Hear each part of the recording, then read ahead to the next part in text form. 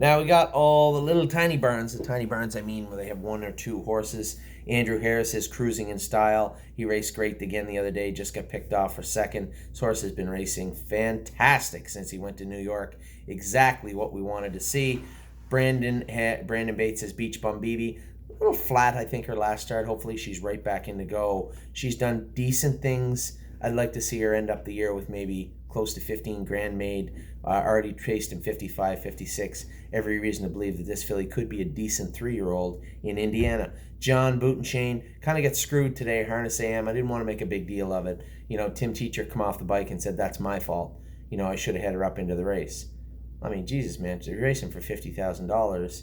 So it could potentially be her last start of the year. It would have been nice. I'm not saying leave with her. I think if he stays along the rail, he's third or fourth.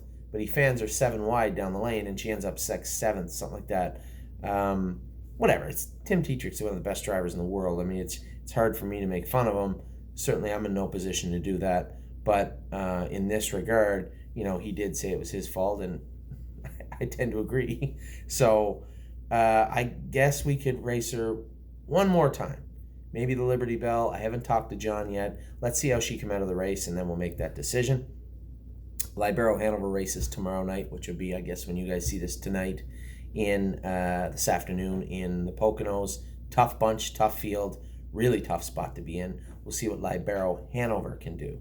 Angie's got Oh So Pine. I didn't see him race. I got to go back and watch the video. She said he popped a little curb, which is good. All these things are leading towards him.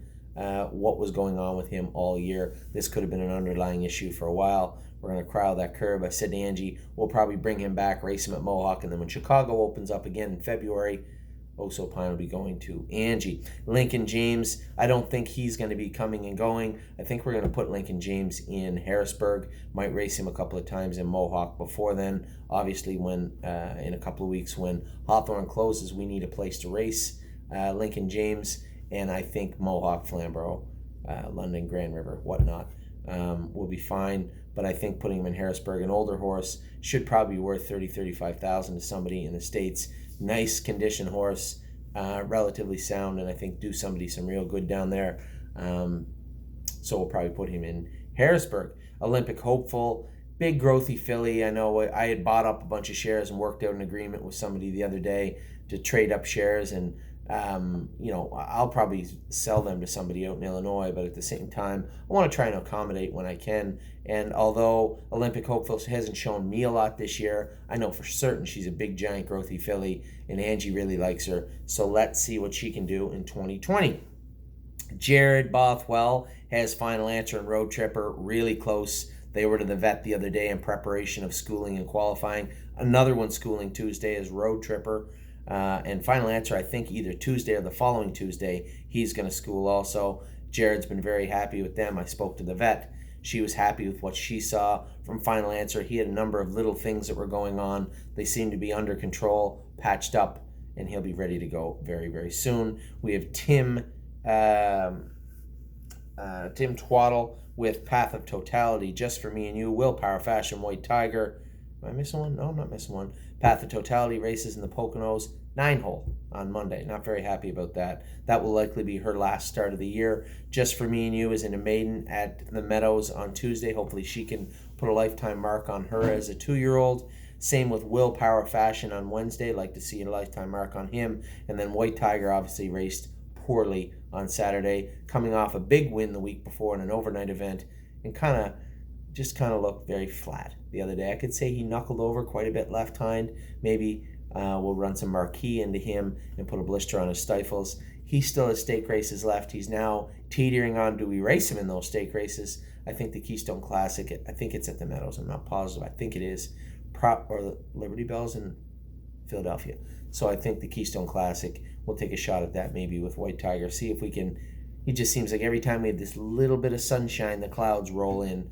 And I know Tiger's trying to put it all together and get it done right. He's transitioning into a different type of horse right now. And I don't want to hurt him, but at the same time, Want to keep him moving forward. There doesn't appear to be any lameness issues from what I can see, so it's just a matter of driving in an appropriate manner. If you look how I drove him the week before, kept him bottled up on a helmet till virtually the 3/4 pole or after, and then we put him in gear. Last week in the Consolation, I moved him down the backstretch. It almost seems like it sucks the life out of him a bit. He's obviously not as strong as he was as a 2-year-old, and not the same horse that we remember, but he's coming. Blair Burgess says Heavenly Skies. I talked to Blair a little bit today. He's been in 212 with Heavenly Skies at Mohawk. He's going to bring her over again, I would assume, and look for mile 26, 27. She's probably 2 weeks away from schooling if everything continues to go right.